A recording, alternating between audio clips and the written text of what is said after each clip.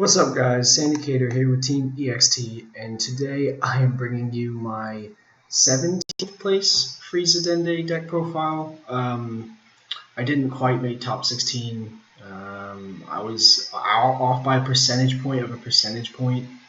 I went 5-2, and there were 3 other players that went 5-2 with the same opponent median win percentage or whatever it is, so that was 53%. And I just missed it by just a hair. Both of my losses were 0-2, so if one of those losses had been 1-2, I would have made top cut. So I assume that this is probably like a lot of people probably wouldn't want to watch a deck that isn't top cut, but it was so close that this is probably arguably a top cut deck. So yeah, I'm still in Frankfurt. Got another day. So just doing my deck profiles. I have my Broly Height of Mastery Teams deck out tomorrow or a bit later. Yeah, so let's get into the deck. I ran Yellow Dende. He is a burst 2 wish leader, so you'll burst 2, and then you'll find 2 Dragon Balls from your deck or your life and add them to hand. When you awaken, you add a Namekian from your drop area to your hand, and then when you're awakened, you have Piccolo, and his activate main is you can choose one, draw 1 card, or choose 1 yellow desire card from your hand and play it for free. The ultimate, I'm going to have to actually pull up because I've never used it. I think it's something like give your yellow Namekian leader cards and yellow Namekian battle cards plus 10,000 power for the duration of the turn. So it has absolutely no relevance in this deck. So yeah, that's why I didn't know it. I've never used it. I've never cared for it. It doesn't matter. Read it once and it was like, cool. So we'll go into the deck now. We'll start off with the Frieza pieces because that is the deck. Actually, no, we'll start off with Dragon Balls. We got 2 1-star balls and 5 normal Dragon Balls. 2 1-star balls because this is a hand control deck. You really want to be negging your opponent's hand as much as you can. 1-star ball is the best way to do this, I think. You don't neg your hand and your opponent negs their hand, so it's a very good card. Very good to recycle with Dragon Radar, and yeah. We'll go into the Frieza pieces now. We've got, we'll do the Desire First Revival of the Emperor. This is an insane card with this leader because you get to play it for free, and you get to play a Frieza that costs 4 or less from your drop area. It costs 2 as well, so it's like a 2 mana 4-drop Frieza. So if you need to hard cast it, which in some matchups you will, you'll be grabbing 2 back with Dragon Radar, and you'll be using 1 for free and then hard casting the other one. So it can be very oppressive with the next card we're going to go into, which is Clan of Terra Mecha Frieza. It's a 20k double strike, and it has an end of the battlefield effect. When you play this card, look at your opponent's hand and choose one of their battle cards and play it in rest mode. So this is the deck. You have full information of your opponent's hand almost every turn. So you have that information is really what makes the deck insane. And then you can always swing into the battle card that you took from hand, and they've negged a card from hand because they either are going to want to defend it and they lose a card from their hand or maybe more, or they just let it die and they've lost that battle card. Next up is Mecha Frieza, the Returning Terror. This is a 15k dual attack. It has the end of the battlefield effect. When you play this card, choose 1 card from your hand, put it in the drop area, and you get to KO 2 of your opponent's cards in rest mode. And then it gains double strike for the duration of the turn. The double strike part, you don't actually have to drop a card, nor do you have to KO any battle cards to get that second effect of double strike. It gains double strike when it comes onto the field for the turn. So if you don't want to neg your hand and you're in a good enough spot and you don't feel like you need to KO any rest mode battle cards and you just want to apply the pressure to go for game, that's what you can do. It's very useful at sort of declunking your hand, so to speak, or putting another Clan of Terror or some of your other Frieza cards in the drop area, or an extra card you don't need to go for game. It's also very good against Tau, because this is a hand control deck.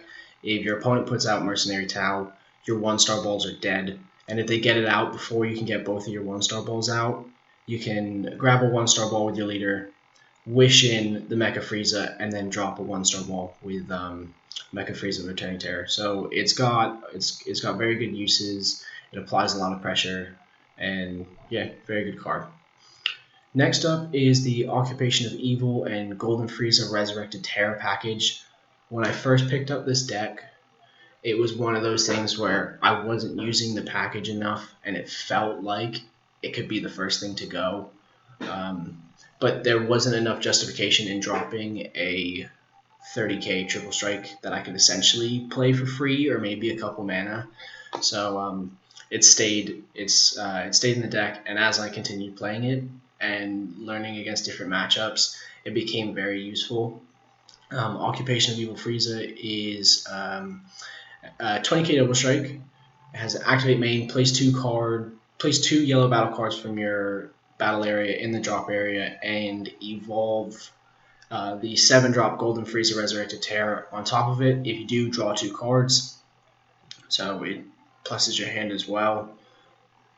Maybe not pluses, but it gives you more hand size as well, so that's very nice. And then Golden Frieza Resurrected Terra, he is a 30k triple striker. When you play this card, all cards in rest mode, they go to the drop area, and this gets around barrier because you're not choosing cards, just all of your opponent's cards and all of your cards in rest mode just get placed in the drop area. And then you choose all active mode battle cards except for this card and put it in rest mode. That part doesn't ignore barrier, but it's still useful. You remove combo power or possibly blockers if they don't have barrier, but that effect doesn't really come in too often when I use Golden Frieza Resurrected Terror. The 7-drop is most useful for the Janemba matchup. I would always find myself taking them from 5 to 3 with a double strike, and then dropping Golden Frieza Resurrected Terror to try and go for game. This was so that I could avoid the leader negate on the Awakened side. So I would at least have a 30k swing, so I could force them to use a negate or spark a negate, or before they awaken. So it was just very useful in doing that, just removing resources from my opponent. Next up, we will do the rest of the Frieza engine that isn't actually the Frieza's. Frieza Revenge in Motion is a Frieza, but to me, it just looks like a Trunks. This is a 1-drop. It has an activate main. Place this card in the drop area from your battle area. Draw a card, and then choose a Frieza. Frieza with 4 or less. You would think I know the deck because I played enough. Frieza with an energy cost of 4 or less from your deck, and place it in the drop area. This allows you to tutor out your Friezas to the drop area that you need for certain situations, or if you just want to put like an Occupation of Evil Frieza in there just to let your opponent know, I got it. It's like you normally won't be using it that much, but in this deck, your drop area is an extension of your hand, which is my favorite thing about the deck. So just being able to tutor Friezas into the drop area is very nice. Next up, we have 2 Vicious Lackey Tagumas. This is a 1-drop. When it enters the battlefield, you can choose a yellow desire card from your deck or drop area and add it to your hand. So this is what you're going to be using to grab Revival of the Emperor with, or one of the ways you're going to be grabbing Revival of the Emperor. Some games you won't see Revival when you need to, so you haven't bursted through it, it's in your life, it's still in your deck. So you use Taguma to grab Revival from your deck. Against Lord Slug in round 3, in game 3 I didn't see a single Revival of the Emperor until turn 5 when I was able to play Taguma. I had 2 in my life. I had 8 cards left in deck, and I still hadn't seen one of the other 2. So Taguma came in clutch at the end of that game. And then we have the new Power Booster Taguma. You get to play him for free when you have Frieza on board. And then his auto is when he enters the battlefield, you search your deck for a Dragon Ball, put it in the drop area, shuffle your deck, and then draw a card. Whenever you play him, though, you don't have to grab a Dragon Ball to drop a card. So after you've awakened, he's just a free cycle. Just remember, when you do play him, you have to shuffle your deck before you draw. And then we also have Surprise Attack Frieza. Forgot about that on the Frieza list. When you KO a battle card, this card comes in for free, and it's a 15k critical. So when you play Terra Mecha Frieza, you can play one of the cards, just swing into it, and then they don't defend it. You play Surprise Attack, you swing at their life for 15k crit. So they're losing cards. And then with Mecha Frieza, the Returning Terror, you can pop one of their cards. You can pop 2 of their cards in rest mode. Surprise Attack Frieza comes out. With the next card, I'll talk about Crisis Crusher.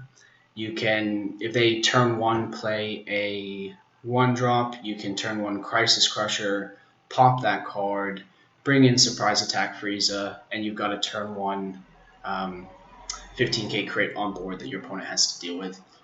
And then an extension of that little combo would be to pop a card with Crisis Crusher, play Surprise Attack Frieza, and then play Vicious Lackey Taguma, all for 1 energy. And then you get to put a Dragon Ball in the drop area and draw a card. So that's a nice little combo. Crisis Crusher we have 2 of. It was put in there solely for the Kid Goku matchup because we don't want the 1-drop SR to stay on the board. It is very difficult to deal with Kid Goku if they can continue to plus their hand with that Kid Goku SR. If you 1-star ball them, they can drop the 4-star. They won't care. They'll just grab it back with the Kid Goku the next turn. We've got Shenron Figure Majesty. There are a few Dende Frieza decks running around this weekend, and I don't think any of them had Shenron Figure. I don't think a lot of people understand the power of Shenron Figure of Majesty in a control deck. It's the only Planeswalker, if you play Magic or have played Magic or understand Magic, it's the only Planeswalker we have in Dragon Ball at the moment. So turn 4 you play it.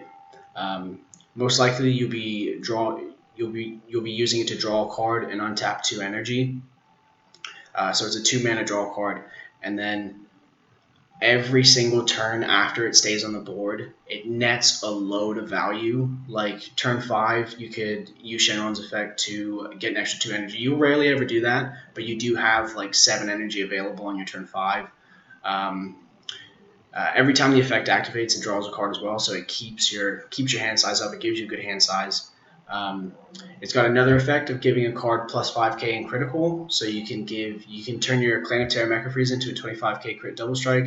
You can turn your Mecha Frieza the Returning Terror into a 20k double strike crit dual attack, which is nuts.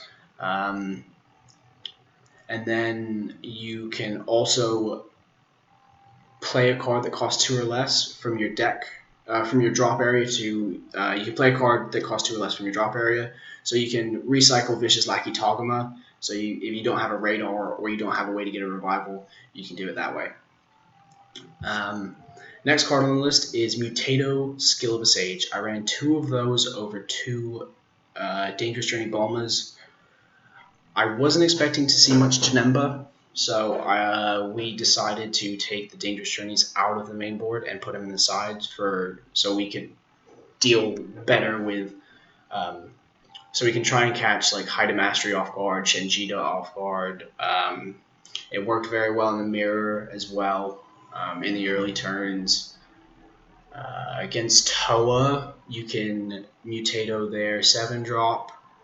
It just has a lot of uses in the meta that we were playing in Frankfurt, so it definitely felt like the right decision. And even though I had Dangerous Journey Bulma sided, I still managed to 2-0 all of my Janemba matchups because of the next card in this list, which is Fu the Dark Banisher. This card is nuts. It's new. It's from the Anniversary box. It's a triple attack. 25k. You overwhelm it in for four energy, and you need 8 cards in your drop area. As a permanent skill, whenever your opponent activates a skill, they have to warp a card from hand. So this becomes very oppressive when you build a board. So what I like to do is I like to build a board, neg my opponent's hand as much as I can, apply as much crit pressure, only crit pressure as I can, and then I will drop through the Dark Banisher. You have a low hand, and I will hit you from like 7 to 0, 6 to 0, 5 to 0 in one turn. And if for some reason you survive it, I know for a fact you're not going to hit me on the clapback because you have 0 cards in hand. It was very useful against Janemba. Like my line of play against Janemba would be either turn 5, because I'd have a Shenron figure on board on turn 4, and if it's stuck, that's fine. I would turn 5 free wish in Occupation of Evil Frieza. I'd use Shenron to draw a card, give one of my other battle cards plus 5k and crit. I would then drop through the Dark Banisher, and I would swing for the crit and try and get them from 5 to 3 before they could awaken. I would evolve on to Golden Frieza Resurrected Terra, and then I would swing for game with that. And if somehow they survived, I would just try and go for game with through the Dark Banisher. Very, very strong card in this deck. You do not need Demigra. You don't want Demigra over this card in most situations.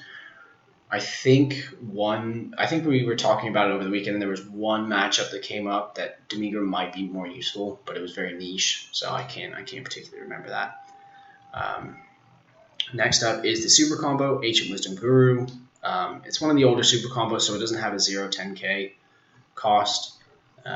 But when you're live, when it's a Namekian, so it's if you burst through it, or if you're against an aggressive deck and use it before you're awakened, you can always grab it back when you awaken. So it has synergy with our leader, outside of it being yellow. And then the effect activates when you're at 5 life as compared to 4, so you can keep yourself at 5.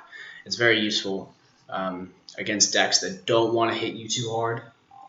So you can, if they're leaving you at 6, you can just spark a Time Magic, and then you're at 5, and your Super Combos are now live. Next up is I'll do Dragon Radar. Got 4 Dragon Radars. I see some people cutting this to 3, but Radar feels really necessary at 4. It allows you to recycle your 1-star balls, so you can have a turn 3 of 2 1-star balls and a free wish if you have Revival in hand, and that's a -3 to the hand, which is huge. You can use it to grab back 2 Revival of the Emperors in the matchups where you need to be very aggressive, so you can free wish in a Revival, and you can free wish a Revival, and then you can hard cast a Revival for just a lot of pressure. I rarely ever did it, but you can Dragon Radar to draw 2. In matchups where I didn't see my radar, or I had bursted through my radars, it just didn't feel good. So running it at 3 and being able to consistently see it and see more of it was very important to me. And then finally we have 4 Time Magic. I normally run 3 negates in a deck. 3 negates is normally my number nowadays, but with Time Magic in this deck, I wanted it at 4 because this deck is a literal brick. Almost all of, a majority of your cards are 1-cost 10k combos. You've got a lot of extra cards. So if your life is low and your opponent is smart, they're probably going to be able to kill you because they'll realize your hand is a brick. I can just kill you. So Time Magic at 4 felt very necessary. It's almost always active on turn. It is always active on turn 1. You're never going to spark it on turn 1, but it's there. It's good against Height of Mastery if you can't find Victory Strike, or if you've killed their Victory Strike by using Clan of Terra to play it and then wishing in Returning Terra to pop it. So it's very useful. It's very useful against Shenjita. Against Shenjita, you will just try and remove as many cards from your deck as possible, apply as much pressure as possible, and then give yourself a higher chance of drawing into one of the Time Magics so that you can survive the kill turn. And I think that's everything in the main deck. In the side deck, I ran 1 Battering Laser. It just felt like an auto include. I just kept it at 1. It's really useful for red decks with After Image, and is that all you've got? It's also really useful against Janemba just to give you that chance to be able to bad ring one of the negates and go for game. 2 Flying Nimbus for the aggro decks, most particularly Kidku, because they can apply a lot of pressure, so you just want to keep your life. You just want to be able to stall a turn when they can do a lot of attacks. 2 Deadly Defender Friezas. This is for the Wish Victory Strike decks. The Shenron and Purunga, they can't attack with their leader, so they're forced to attack into it with most likely a Height of Mastery or a Path to Greatness or something else, and put considerable resources into it if you don't have an extra negate in hand. So yeah, that was in there at 2. I was considering running it at 1 because we have Frieza Revenge in Motion for the tutor to get it into the drop area, but I just wanted the consistency, so we ran it at 2. A card you don't see in many lists is 2 minus Killy Zones. I believe a lot of players will play around Cold Bloodlust or force Cold Bloodlust, or when they claim a Terra, they'll be able to see Cold Bloodlust.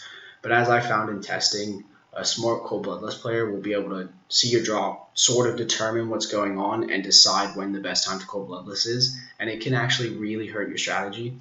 So minus Killy was included, and when you minus Killy Zone against Starter Broly, you've won. Like they can't handle a minus Killy, because they're going to rely on that Cold Bloodlust to defend themselves.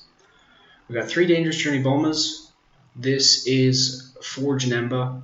It is also for very, very controlling matchups where you will go deep into the late game. The reason for that, outside of since you're not getting milled, is because you go through so much of your deck that you do risk decking out, and it becomes problematic when you want to double 1-star ball or you need to dig for a card. You just risk decking out. So in control matchups, and even in Kidku, I'll bring it in just because sometimes those games can go on quite long, and I do need to draw a lot of cards. So she's also there for that. We have 1 Kami Global Unifier. This is just for the go wide boards. I had it at 1. Just because I myself like to go very, very wide with the deck. So a lot of the times, Kami is actually not useful in my favor, but it's just there just in case. 2 Heavenly Wizard Demigras. This is for everything with big boys. Baby, Height of Mastery, Starter Broly, Shenjita, I guess Shenjita. Not really though, not Shenjita. But yeah, you can either, if they've already got their big boys on board, you can just swing and combo it, and if they have 3 or less energy, it pops their battle card that costs 30k or more. Or you can use Clan of Terra Mecha Frieza to play that card, swing it leader, and then combo off the Heavenly Wizard Demigra to destroy that card. So very good, very useful. 1 extra Crisis Crusher Son Goku, solely for Kidku. We want that Crisis Crusher to stick, and we want to get it down as soon as they get their 1-drop Kidku down. And then finally, 1 last Shenron figure of Majesty. This is for Janemba, it's for the control matchups. Like I said, this card, if it sticks, just nets insane value, and it's just if you're running a control deck, you need this card in your deck just because it's one of the best turn 4 plays, as long as you're not against something that kills you on turn 4 and is a deck that likes to go into the late game. So I wanted to run 2 main board, but 1 main board seemed fine, and then we had the second one in the sideboard. That's the deck profile. I hope you enjoyed it. Make sure to like and subscribe our channel so we can continue. Not so we can continue to make more content, but just because we will be continuing to make more content, and as we continue to do well in Europe, we will continue to show you guys the decks that we do well with. So I hope you enjoyed, and see you in the next one.